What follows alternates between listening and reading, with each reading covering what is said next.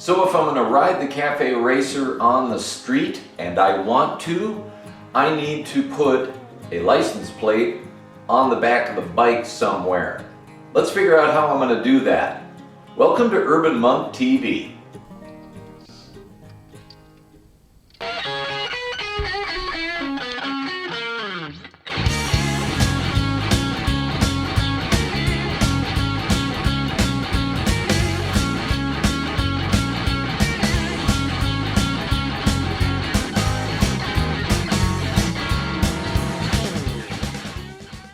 Really excited to get the bike on the highway and finish the fine-tuning of the engine, but I got to spend some time on the road to do that, and the last thing I want to do is get the thing impounded and have them dent and scratch and wreck all of my hard work throwing the thing up on a tow truck while they impound it.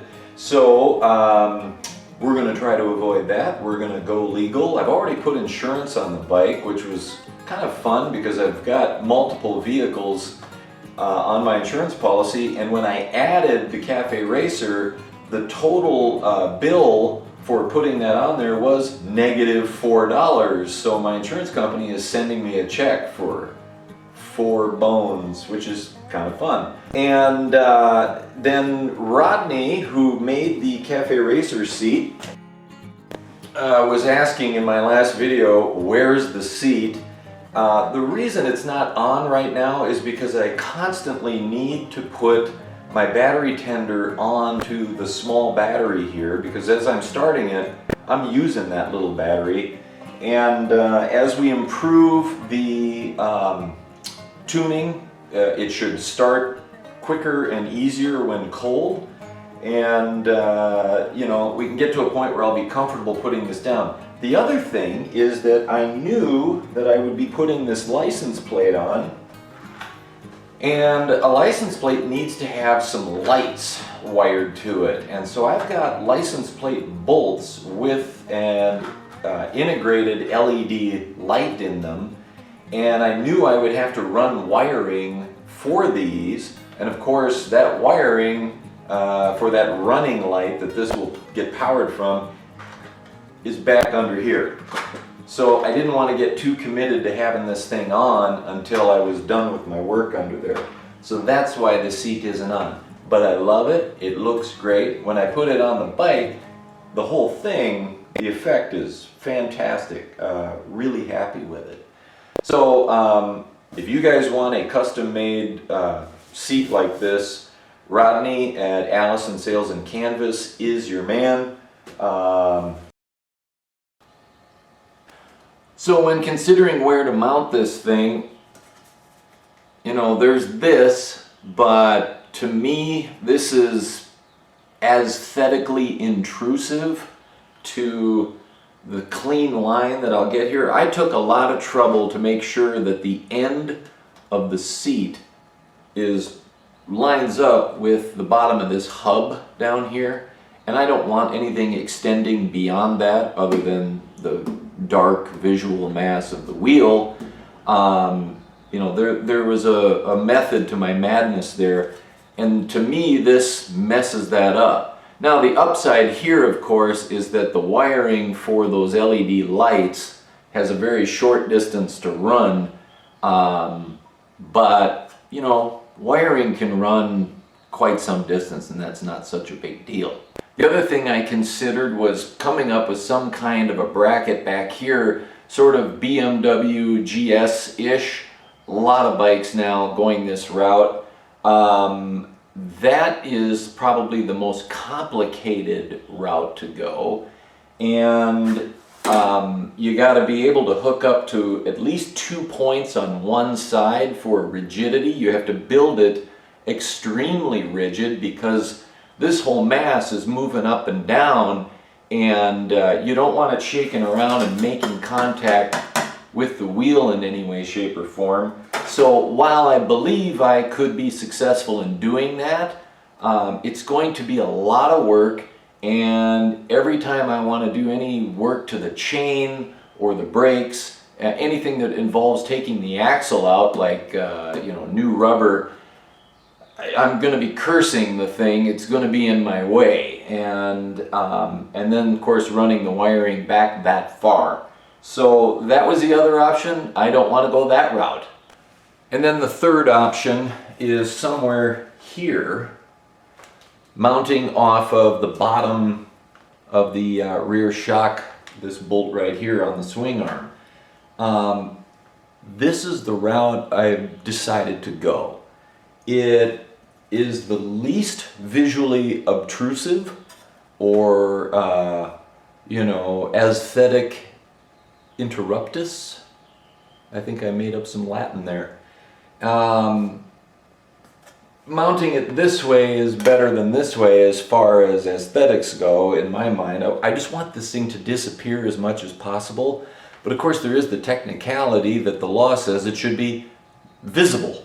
So I'm going to go on the assumption, because I see a lot of guys riding around the LA and Orange County area with it mounted like this, and I'm assuming they're not having too much trouble with law enforcement around here. I'm sure if I'm pulled over for something else, like speeding, that then I'm vulnerable for an additional ticket for that. So I won't speed. This bike isn't that fast anyways, to be honest. I got more problems on the V-Strom with that.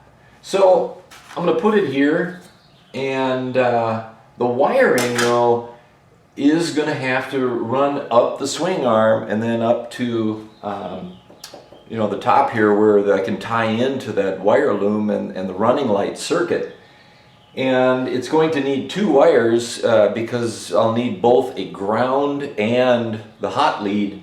The ground or earth will not work right through the bolt because of the rubber lining here, and then this is all connected to the frame via a you know, a bearing with grease on it, and you may or may not get a good ground through that. The other option would be to run a single hot lead and then somewhere up by the front of the swing arm put a ground lead to the main frame or the engine, and then you only have to run one hot wire back, but then you still have to ground the lights to the frame or the mount that we're going to make. And the lights, let's look at those lights. There's an issue there.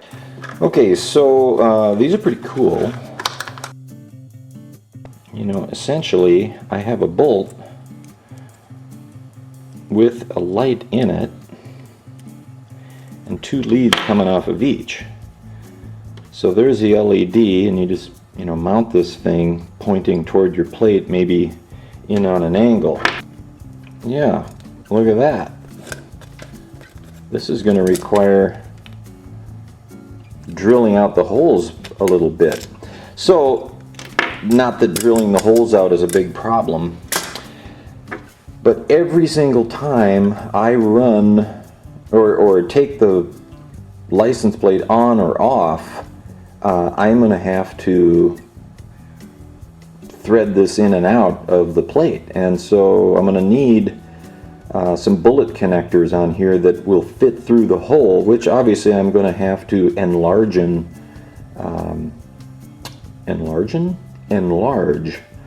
to make it fit. So, you know, you might argue, hey, once you got the plate on, you really don't take the plate off ever.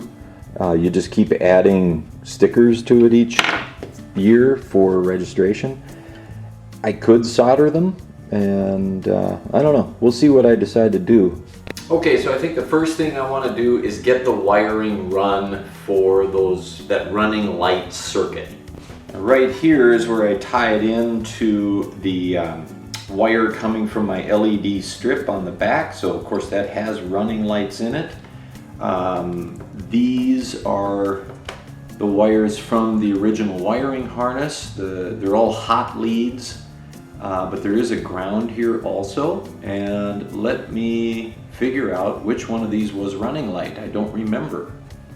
Okay, so back to my wiring diagram. Here I made notes on what color wire was ground brake, running, left and right turn signal for that LED strip I had in the back, and this side represents the wires coming from the LED strip this side is the colors on the bike, and brown was running right here, back to the old original tail light.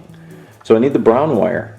Additionally, I'll need the ground. Now, I've got choices where I want to get the ground from, but let me talk that through. So I have, both sides of the circuit right here in the brown and, what color did I say was ground? And I forget. But, so I can run 2 wires from here down to where the license plate bracket holder will be, or I could run just 1 and pick up a ground somewhere else along the way.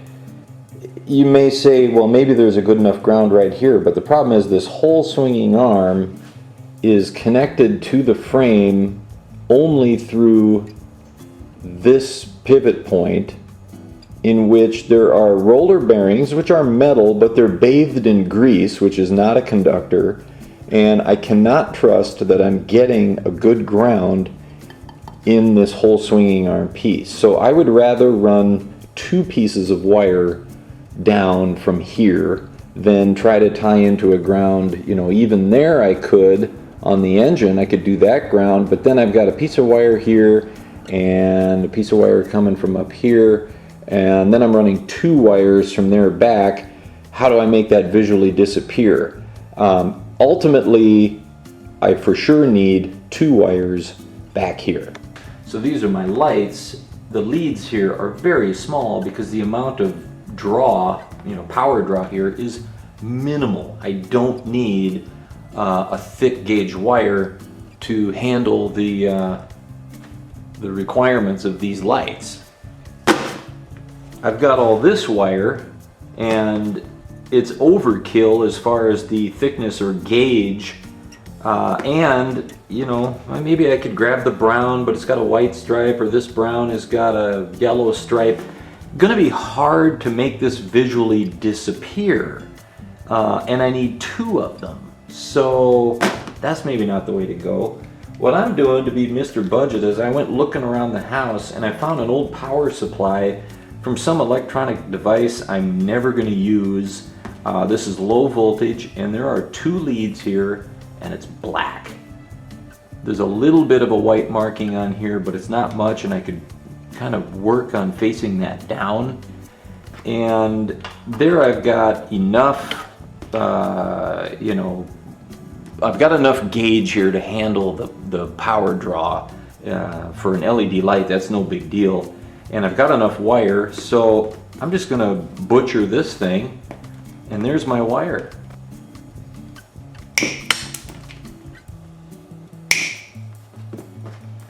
That's a nice piece of wire. I was never gonna use this thing for anything ever again. I probably have like 10 of these in my house that will never get used for anything. They just pile up. Repurpose stuff.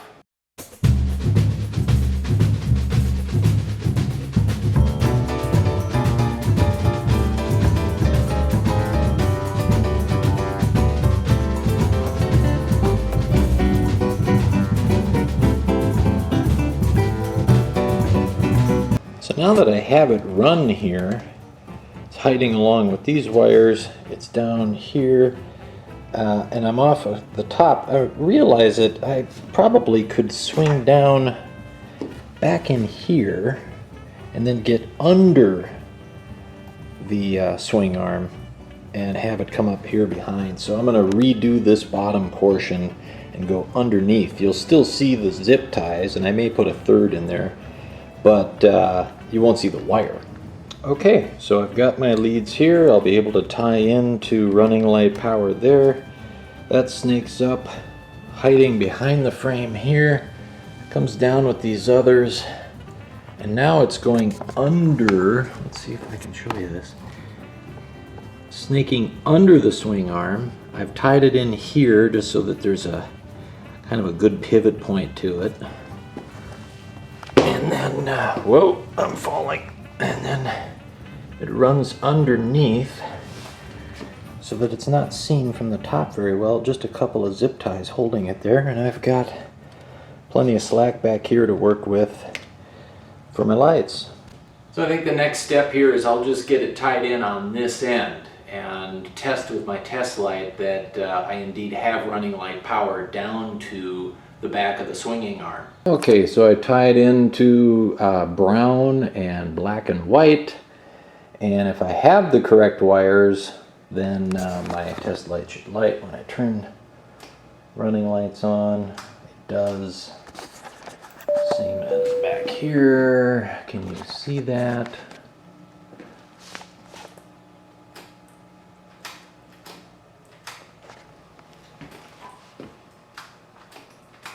I'm onto the right wires. And then just out of curiosity, I'm wiring up these bolts to see, yeah, the lights work. And so now that I know which wires I'm tying into on the top side, I'm just gonna solder them together and get it all buttoned up at the top, and I'll be done there. Okay, having soldered the top, test that I have power down here now, and I do. So power's down here, ready to work in this area. And then if I'm gonna mount behind here, I gotta get behind there. So let me just pull this shock off.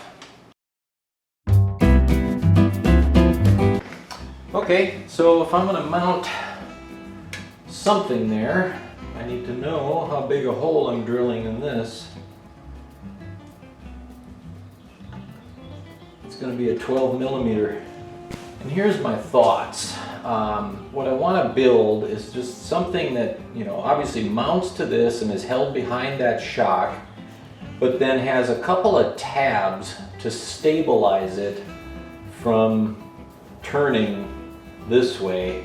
So just something that would hold it to the top here. It doesn't have to be much. And then I can just run a rail up, and that doesn't have to be all that much either. And then the other consideration, of course, is where is that going to run? You know, you want it kind of tucked in a bit. So that puts me right down the center of the plate. But of course the mounting holes are off to the side, so I'm going to have to offset and come in or come out. I think I'd rather go in and just have all my wiring and everything as far into the bike as I possibly can. So I think the thing to do is to just start with my mount and then leave some extra metal on the mount and determine how I'll connect the mount to the bracket itself after the fact. I'm going to find center here.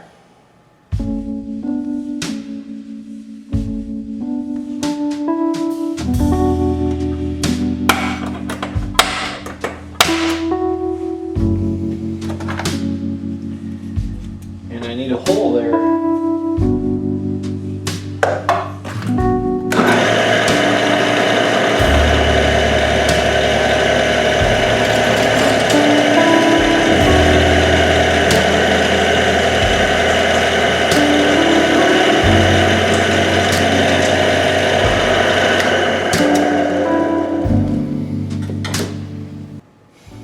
Step it up now. Alright, this step drill all the way up is just a bit over 12 millimeters, so that should work.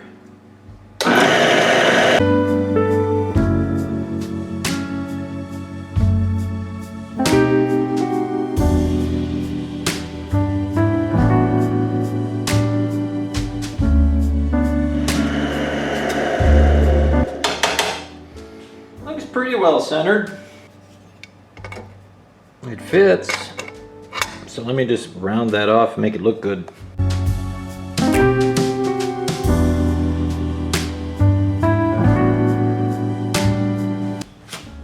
So the shock is essentially exactly perpendicular with this line on the top of the swinging arm, this, you know, gusseted piece. And so if I were to come off of that straight like this, then an absolute 90 degree on that looks pretty good as far as the angle this way. So I think that is the approach I'll take, and then behind this I can weld two stabilizing tabs that keep it from rotating once it's bolted on this way.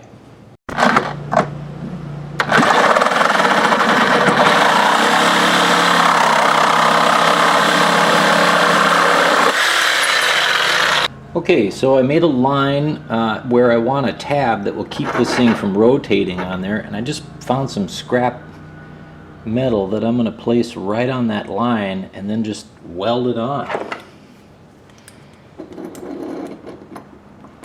And I'm going to adjust my pliers first. Okay.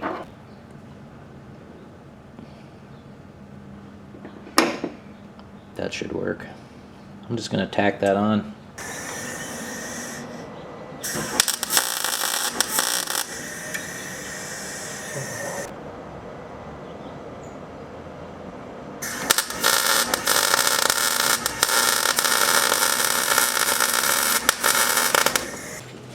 Okay, so now what I've got is a piece of metal with this little tab welded to it, and then I cleaned up the weld some. And now, when it rests there, this is a nice straight line.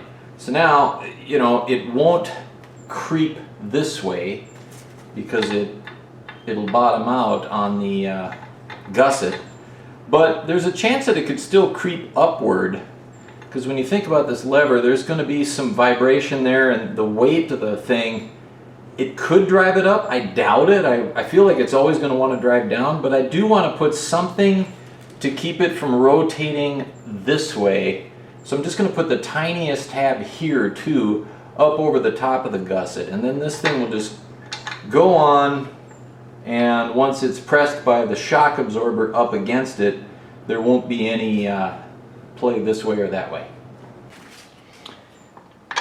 Okay, so really rough right now, but a little more welding. And now I've finally got something that will not rotate this way, and it's not going to rotate that way either. So let me just cut and grind and clean this thing all up. Okay, here's what we've got. Pressed against that way, it's kind of hot yet. It won't rotate either way, and it's maintaining a good straight line there.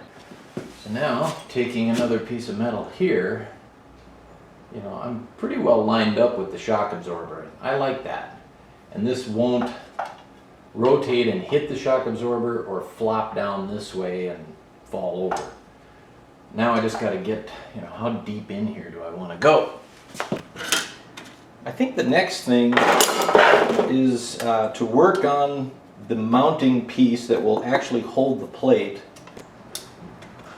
And once I have that, then I left myself a little extra for welding. Then I can worry about the offset.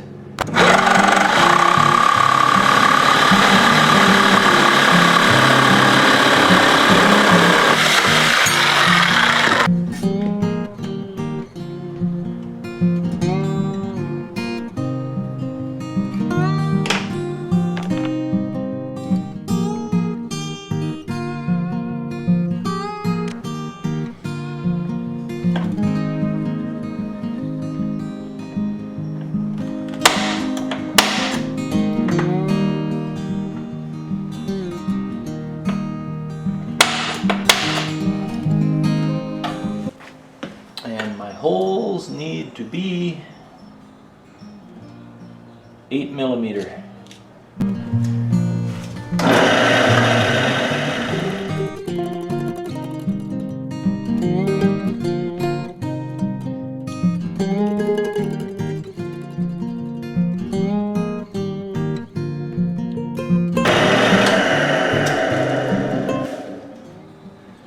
See if I'm at my 8mm mark. Forgot which step was 8. That's not it. I gotta go one more step.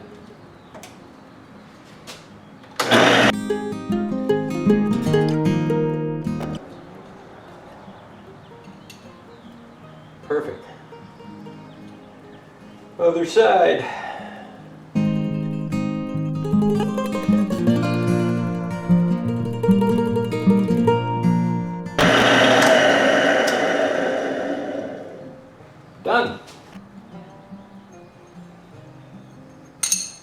Yeah, nice. Now, they don't fit through the license plate, so I'm gonna need to make a little bigger holes. Nice. Okay, so I'm gonna clean this up, and then I want to make a little, oh, I don't know what I want to call it, a little compartment of sheet steel that I can hide the wiring behind. I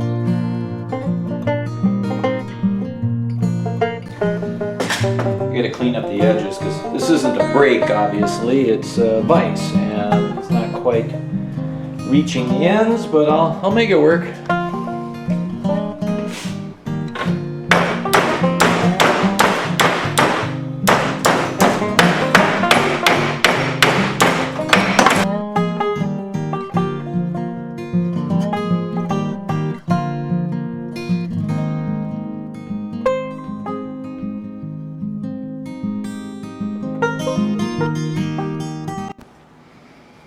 How am I going to do it? How am I going to do it? There's got to be a way. There's always a way.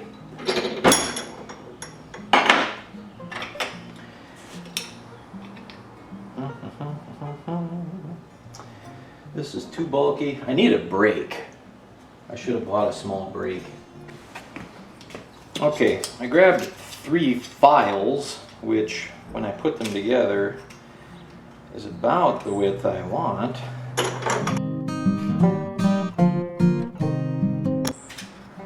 Okay.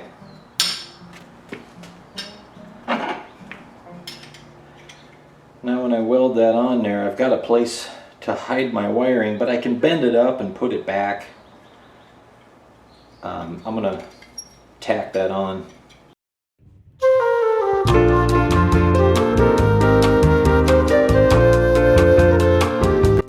Okay, so I've got the bracket mounted to the back of the plate temporarily, and I want to measure my offset.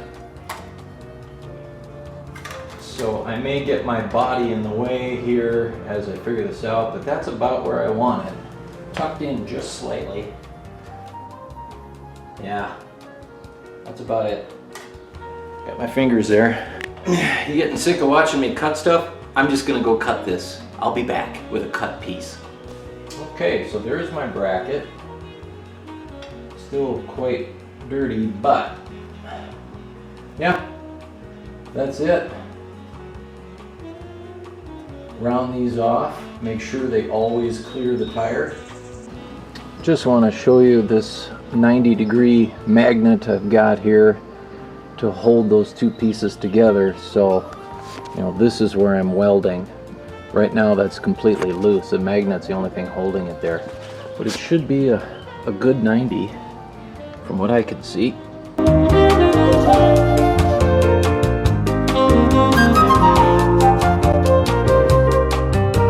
Okay, let's see what we've got.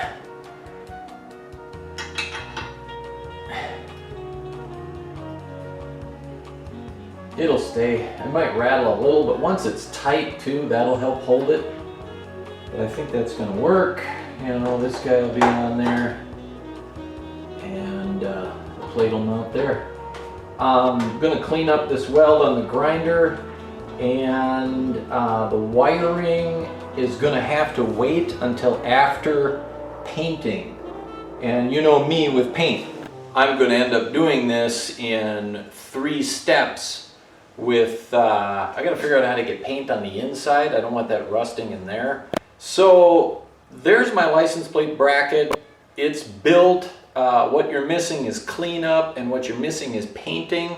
But I've done a lot of videos on painting. I'll put up a tag to see my painting process in a previous video here. And then of course the wiring, I know I've got the power there. It's gonna work. I know the bolts that I bought, the lights in those work.